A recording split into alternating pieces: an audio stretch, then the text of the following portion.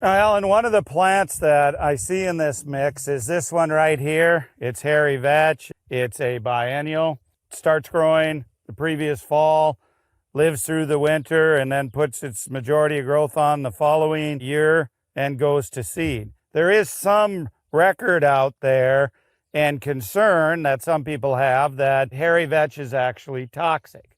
Are you seeing that? Not at all. As a matter of fact, we've got quite a bit of hairy vetch, but we have a lot of other plant species in the mix as well. So we've got a lot of diversity.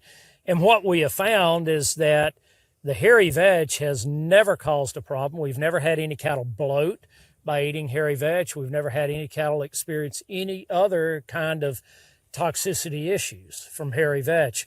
They love it. They perform very well on it.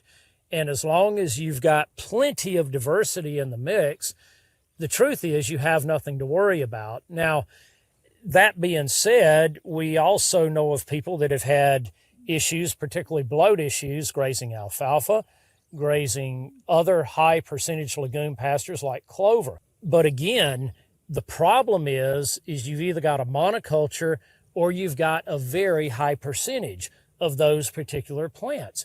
This is why the rule of diversity, and diversity is also one of the 6 principles, is so critically important. We've got to have diversity in there, and once we have diversity, all of these problems and issues that we think are inherent with specific plants go away. And I can say the same for prussic acid poisoning in plants like sorghum sudan grass and millets. We do not have those issues in the fall if we've got a complex or diverse mix out there, and they've got plenty of different plants to select from. We also don't have issues with nitrate poisoning in similar type plants. It's multifaceted here. It's not just the diversity itself.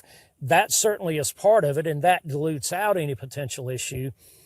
But it also is the fact that when you have greater diversity, you have better mineral cycling and you have better plant health. And therefore, you don't have the buildup of prussic acid and nitrates that you may typically see in monoculture and near monoculture situations in soils that are more degraded. Yep. The other thing you see, obviously, with more diversity, you're going to have a better gut microbiome in that animal, and it's going to be able to itself ward off certain issues. Now, I have fed thousands of cattle on hairy vetch along with other diverse species in a cover crop mix. I have never, ever lost an animal to hairy vetch.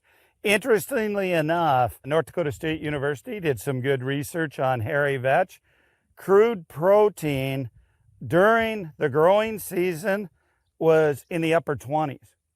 Crude protein in the winter, if you carry it into the winter, 18+% crude protein. I don't want to take that tool out of my toolbox. Absolutely. It's a beautiful plant and species to have in the mix.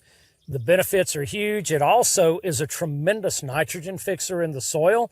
As a matter of fact, it'll fix quite a bit more nitrogen than our clovers and even our alfalfa will. So as a tool, just like you mentioned, not only is it highly nutritious for our cattle, both in protein and TDN, but it also fixes a lot of nitrogen to provide nitrogen to all the other plant species that are in that mix as well.